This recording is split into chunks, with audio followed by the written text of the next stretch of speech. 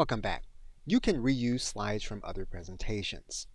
And when you're in your Home tab, you're going to see a panel that says Reuse Slides. Or if you don't see it, you can write in Reuse Slides here in the search bar. What you're going to do is go to either one of these locations. That's going to open up a dialog on the right-hand side menu. And what you're going to do is to write in the keyword that you want to find in the other presentations you want to use. For example, we're going to write in the word marketing, and we're going to search. PowerPoint will then search your entire hard drive for other presentations with that keyword. You can then click into that specific document.